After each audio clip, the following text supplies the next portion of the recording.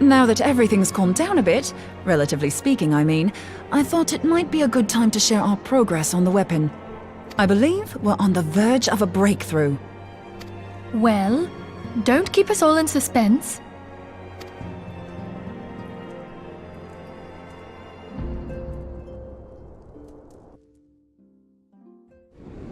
Just in case anyone's forgotten, let's start by reviewing what we already know.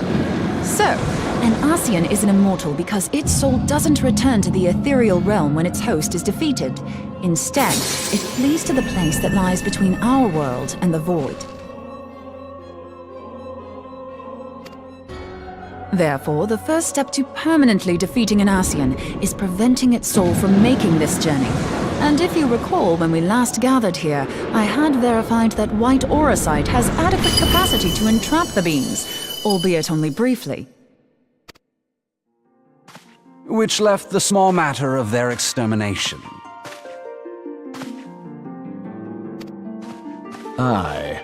To unmake an Ascian soul, one must needs smite it with a concentrated burst, or blade, of purest ether. However, we wanted for both the data and the means to forge such a weapon. Short of experimenting on an actual Ascian, you see, there's no way to gauge how much ether its soul is made of. As such, we don't know what etheric density our blade needs to have in order for it to work. So we'll just have to make the densest blade we can and hope for the best. Though that would require a lot of ether. Hang on a minute! Why didn't we think of this before? White auracite can hold an absolute heap of ether, can't it? Please tell me you're joking. God's sakes, Ida. I feel as though I'm reliving the same scene over and over with you. How many times do you need to be told that white auracite cannot store ether for long periods? Being intangible matter, ether is given to dispersion. Only in its crystallized form is it a stable source of energy.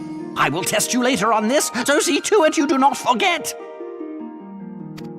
Right, yes. It's all coming back to me. So our hopes rest on good old crystals again, do they?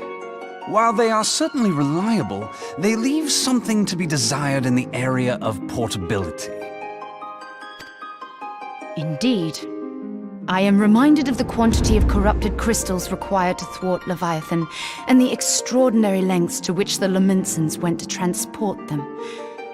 What if it should prove that a similar quantity was needed to destroy an Ascian's soul? Or still more? I do not envy the poor sod who has to lug all of that around, on the off chance that an Ascian appears. That's the very problem we set out to solve. And I reckon we've found the answer. If it isn't practical to lug around the ether we need, we'll just have to draw upon another source. And the only viable source is the land. If you mean to tap the Great River of Ether, know that it will entail considerable risk. Meddling with the currents may well induce a surge like to the one which despoiled Mordona. Give me a bit more credit, will you? Why would we need to tap the river when there are veritable reservoirs jutting out all over the land? Aye, I speak of corrupted crystals. It might be that their aspect is out of balance, but a crystal's a crystal. It contains ether, and we can help ourselves to it. While corrupted crystals are indeed abundant, there is no guarantee that they will be in close proximity at a crucial moment. But what if we don't need them to be? What if we could tap their power from afar? A malm away, say? If we could do that, we'd have ready access to ether aplenty in almost every corner of Eorzea.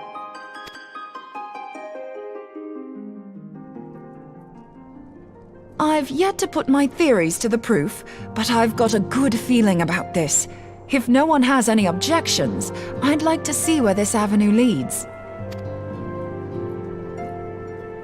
If you think it worth your while, you have my blessing. But tell us, what are your theories? I, for one, am most eager to understand the process, however vaguely.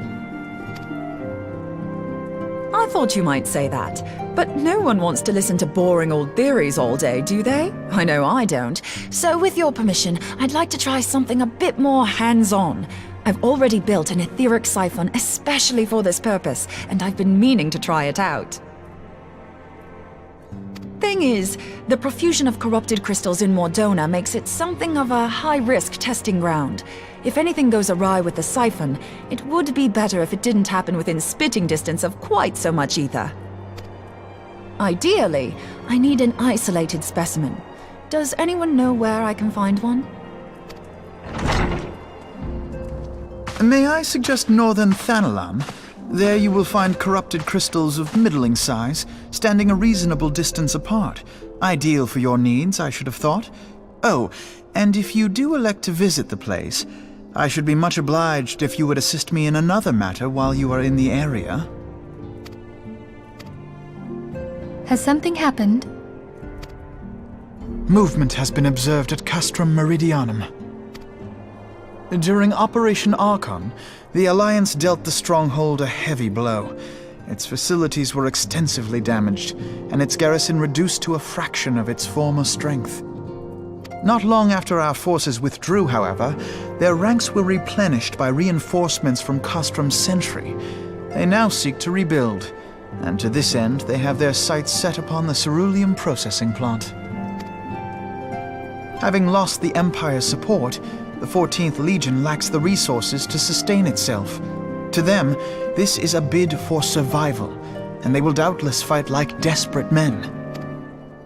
Though I have dispatched the Crystal Braves, I fear their strength alone may not suffice to stay the Imperial assault. I would If I didn't know better, I'd say you were trying to inveigle us into fighting your battle with the promise of shiny crystals. Well then, consider me inveigled. I won't lie, the crystals you speak of sound perfect, so the Garleans have to go. Besides, we can't afford to beat about the bush. There's no telling when the Arceans will next appear. Thine eagerness to hurl thyself into the jaws of danger cometh as little surprise. Exercise due caution, I prithee. Though you have become a Crystal Brave, you are yet a scion, Alphino. We could hardly refuse you. Pray, join the Crystal Braves and lend them your support. Thangred and Papalymo shall accompany you.